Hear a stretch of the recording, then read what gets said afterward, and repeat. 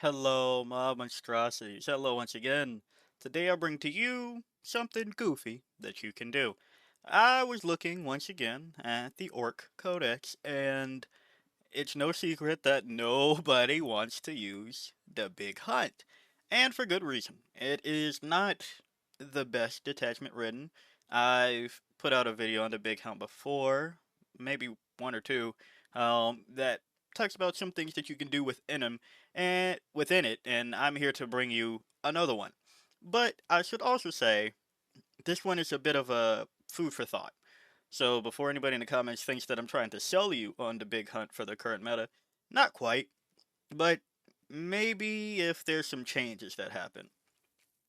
So the Big Hunt, before I get further into it, you want to focus on monster vehicle and warlord backslash character units in your opponent's army. At the start of your command phase, select one of those from your opponent's army. If your opponent does not have any of these on the field or embedded within a transport that is on the battlefield, you can select one character unit from your opponent's army instead. Until the start of your next command phase, that enemy unit is your prey. Each time a Beast Snaga unit from your army declares a charge that includes your prey as one of the targets, you can reroll the charge roll. Each time a beast snag model from your army makes an attack that targets your prey, improve the AP characteristic of that attack by 1.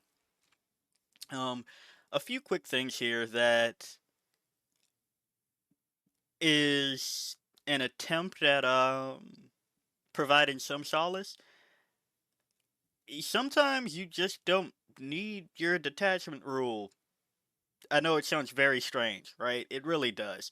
Um, but if the things in it are able to prop you up, sometimes you don't need to focus so much on activating your detachment rule, right? Like, for example, the Chaos Space Marine or Obeisance Phalanx, or I recently made a video about Explore the Maniple. Sometimes, yeah, if you just target one unit across the board from you and do more damage towards it, as the whole detachment rule, it's okay. I know none of those are the ones that you're like, okay, but they're not like topping in anything. And you'll be right, but I think it's fine enough. And as we're seeing people experiment with Obeisance Phalanx, it is playable because of the other things and the units that benefit. So that's just something to chew on. Not to say that it's not egregiously restricted by keywords here. If it literally just says select one unit from your opponent's army and that's your prey, this would be a much better detachment. Um, yeah, that's the honest truth. But within that, I think that since this is the detachment that is focused on going for the bigger and or important things, I think it kind of lends well to some of the recent developments in the meta. We're seeing less horde lists because, well, GW keeps trying to nuke those out of the ground. And Sisters isn't a matchup anybody really wants, but even they're down, and what I was going to say lends into how they were, where it was like triple Castigator, triple Immolator, and people are trying to do triple Exorcist. Right, so those are targets, and you go, alright, well, if I can get it and just knock one out per round, we're doing fine. But I think this has, oddly enough, some legs. GSC, now they are drifting away from Outlander Claw, but if people find themselves just circling back to that, yeah, that targets the GSC. Leagues of Votann has been running Sagittar spam and triple Land Fortress, so works there. Necrons, we for all of the Codex, really, it's been Catan spam. But at the same time, we're seeing Awakened Dynasty become the pivot, and even to that extent, when there is a hypercrypt list, we've seen like one or two showings of a like 7 Catan, or was it 6 Catan? How many Catan can you fit in a list? A lot of Catan as the entire army list and things like that. So, and we've also seen Monolith or Tesseract load in Obeisance Phalanx. things of that nature. So there's some heavy targets there. Great Chaos Demons has been like 7 greater demons and throw them on the table and pray. Now mind you, they're not winning anything, but why not make a Demon's Day harder? Thousand Suns got nuked. I shouldn't say nuked, but they've been hit. And I think enough. Maybe we're not seeing too many Thousand Suns, even though yeah, the win rate's still high for this time period.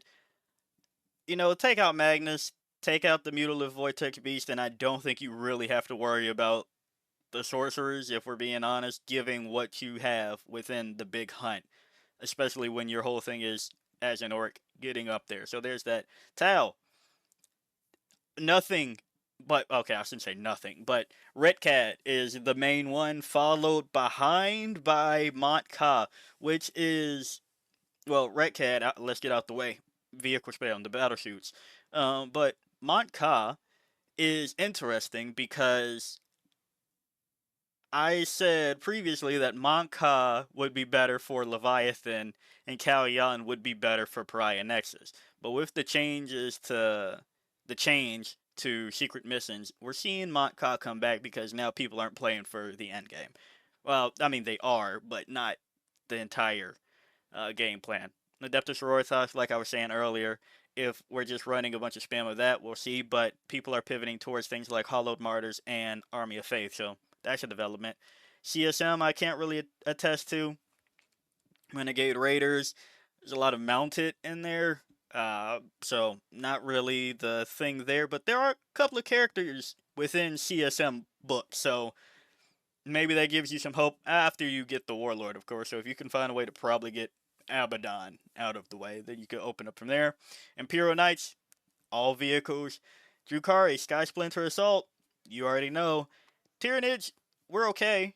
Honestly, we've been running the same list the entire time, but maybe after the most recent Tyrannage video, depending when I put this out, basically when I highlight the Turbagon, whatever video I put that out from, um, maybe we'll see less big monster spam, but you know, I don't, I wouldn't bet too much on it. Custodians are seeing some blind, but I say all this, I'm going to skip ahead to 2 that I really wanted to address.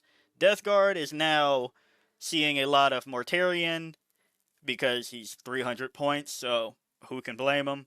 Not seeing too many of the other vehicles, but Death Guard does like to bring 3 War Dogs as well, so maybe there. And then the other one that I wanted to address, Astra Militarum. People have been terrorized by these, and they are topping, so it's kind of weird to see that the early win rate is like lower than 50. Not by much, right? But it's kind of funny. And Astra Militarum brings big things, and they cannot lie. Go take those out. Tempestus Equivalents just got a FAQ change that, if I'm being honest, I heard about, but I didn't pay enough attention to understand what really changed with them. I think it involves the Imperial Guard players' movement phase versus anybody's movement phase or something like that. I'll look into it again, but Guard brings tanks and vehicles. The big hunt, target those. Now, you might be wondering, after all that shit you just said to me, why the fuck? What's the convincing thing that you have brought to me today to tell me about so I can even bring the big hunt?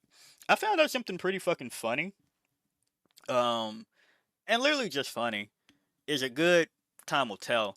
But with Glory Hawk going on a beast boss on Squigosaur, models in the Bears unit have the Scout's 9 inches ability. Okay? You throw a squad with Beast Boss on Squigosaur and Squig Hog Boys with Glory Hog. You scout those up 9 inches, right? Scout those up 9 inches, okay? And you also have Boss Snickrot, who has Commandos. Infiltrate, okay? 10 models, well, 11 models. Just infiltrate, okay? And then you also have Zagra Wartsnaga, who can scout 9 inches with 22 Gretchen. And I just think that's a lot of forward presence. That's pretty fucking funny. Right? Like, just funny. How good will it be? I don't know, but I've talked about the way that you kind of have to layer in Vanguard Onslaught for Tyranids, and I think that this might be the starting point of if the big hunt ever becomes competitive. And also, I should mention, I do these videos not necessarily in the grand scheme of, hey, take this and win a super major, get your golden ticket, and I will see you and be rooting for you at shit like WCW and things like that. That's a little bit beyond my depth, right? I should say a little bit. That's beyond my depth. Okay. I say this shit for people that's got like an RTT this weekend, plays with friends, and likes to bring out new strategies. Maybe hell, maybe AGT with your local. And you're just like, damn, that's actually a funny ass strategy I might be able to pull out that could get me somewhere. And with every group, you will have somebody that is probably a meta chaser. Like, it happens. Maybe not your close friend group, but I've been in close friend groups where we have meta chasers too across several video games. I said video games, several games. Uh, it happens. Sometimes you get mad at the person. You're like, dude, you don't even love the shit you're doing. Other times you're just like, well, I knew he was going to bring meta, so I text my thing to not be meta, right? So this is kind of that. Like, if you have a bunch of Gretchen and Zygrod who still surprisingly isn't a beast snagger. Like, I think I remember the lore explanation or something like that, but whatever. Not a beast snagger. And the commandos, definitely not beast snaggers, but it is funny that they have that ability to get forward presence in this detachment. And that's not the only funny thing.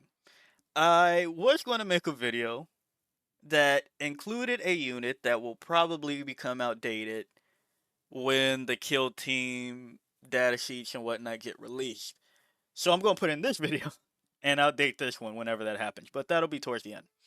The other thing that I found pretty funny you could do is that, well, you could mortal wound everything to fucking death with bomb squigs. I think I titled this something like Bomb Squig Hug Boys or some shit like that. Maybe it's in the thumbnail.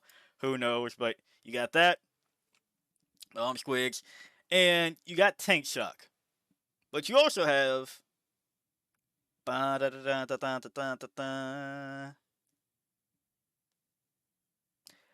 unstoppable momentum.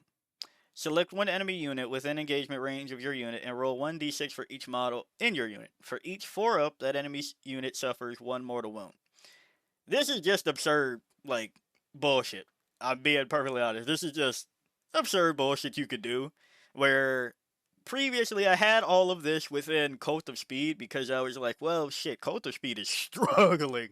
So, what is there to do it? I was like, well, yeah, if I just mortal wound everything and then tank shock and, da da da da da. And then it hit me. SQUIG boys that I had in the Cult of Speed, purely for Bomb Squig, in their own detachment, has another mortal wound thing that you can do, as well as having grenades. So, SQUIG boys, tank shock, bomb squig, grenades. I think that might start solving some of your AP issues. But that's just for the funny. So you'll understand where we're going with this. If you want to click out by now, I can't blame you. But just for that, you go, okay, surely not. Yeah, Commandos, bomb squig. Alright? Gretchen, don't have it. Zygrod, don't have it. That was purely for the funny parts. But then we'll take it up another notch to just being fucking stupid. Blitzel Bomber. Boom Bomb. Mortal wounds after you move over an enemy unit, roll some die. On 4-ups, suffer d6 mortal wounds. Sorry, on a d6, on a 4-up, that unit suffers d6 mortal wounds. Burn a Bomber. Fuck it. Remove the benefit of cover from some units. You're probably not shooting in this detachment much, but hell, you probably weren't shooting much in anyway because it's fucking Orks. Outside of maybe Dread Mob. Check out that one too. So there's that. And in addition, roll 1d6 for each model in that unit. For each 6, 1 mortal wound. If it is, and that's the other funny thing, right? This is a peculiar one in which for 125 points, it is aircraft. And I can't even begin to tell you that the profile is worth writing home about. It's still better than what other people get for 125. Like, let's not get that wrong. But for each model in that unit, say you're going in the mirror match and there is a Zodgrod Schwarzenegger with 22 Gretchen in your face, you get to roll 22 fucking dice and get some mortal wounds out of there. How lucky are you? How are you feeling lucky, punk? Like, I don't know. Just do that. Death Copters. Now this one, actually one you might want to consider. It has grenades, it has deep strike. People bring Storm Boys, and with their price being closer now, 65 versus 90, I've been kind of advocating that you might as well take Death Copters instead of the Storm Boys. I think that's a preference thing, but that's just me. I know I'm weird like that, but they have Death from Above. Each time this unit ends a normal move, you can select one enemy unit it moved over during that move and roll 1d6 for each model in this unit. For each 4-up, that enemy unit suffers 1 mortal wound. You got 6 of them, because you want to do the full max unit, fuck it. Roll 6d6, get some mortal wounds in there. Megatrack Scrapjet. Oh, you thought we were done? No, also a vehicle that you can tank shock with. Each time this model ends a charge move, select one enemy unit within engagement range of it and roll 1d6. On a 2 through 5, that enemy unit suffers d3 mortal wounds. On a 6, that enemy unit suffers 3 mortal wounds. Tank Busters. This is the one that's probably going to get changed. And if it doesn't, then fuck it. And honestly, I'll probably put them in the thumbnail. Maybe. We'll see. If I did, I did. Tank Busters. They are like pseudo beast snaggers, which, you know, fuck it. Putting it that way, yeah, they'll go in the thumbnail. And if I didn't put them in the thumbnail, call me out on it. Tank Hunters. It's even better because they kind of just go with what you want to do in the big hunt. Each time a model in this unit makes an attack that targets a monster or vehicle unit, add 1 to the hit roll and add 1 to the wound roll. Twice per battle, after this unit ends a normal move, you can select one enemy unit within a foot of it and roll 1d6. On a 2-up, that enemy unit suffers d3 mortal wounds. And Tank Busters can be led by the Pain Boy. Get a 5-up field no pain, as well as, well, if you attack anything that's not a vehicle on a critical wound against the unit, d6 mortal wounds. Grot Orderly if you really want to as well. Got that. And then this one is the Rucker Truck SQUIG Buggy. And I'll be honest, I forgot this had a thing that to do mortal wounds. I literally pulled this up, hit Control F, mortal wound. Right there, mortal wow. Okay? Mortal woe, excuse me. SQUIG Mine. Once per battle, at the start of any phase, select one enemy unit within 3 inches of this model and roll 1d6. On a 4-up, that enemy unit suffers d6 mortal wounds. 100 points.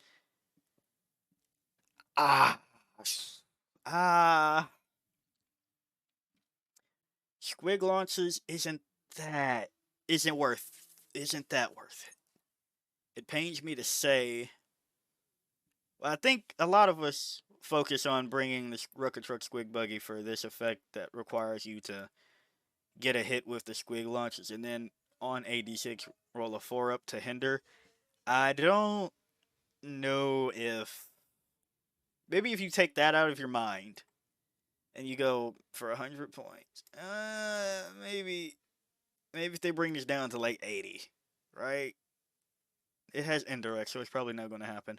But Rucker Truck SQUIG Buggy, if you have room in your heart, not your list, you can put it in for this absolutely stupid ass idea that, I don't know, maybe will prove to be more effective. Well, it will prove to be more effective for some than others. If you roll hot, and you roll hot. If the person that tries this and doesn't roll hot, well, you didn't roll hot. So, in the ultimate dice game version of the Big Hunt, I call this like Squigs of Anarchy. Yeah, maybe I'll put that as the thumbnail, and Bomb SQUIG Hog Boys as the title. I don't know, one or the other. I'll probably change those. But yeah, that's this goofy ass idea. If you like the video, like it. Got a comment for me, comment. And until next time, peace out, my monstrosities.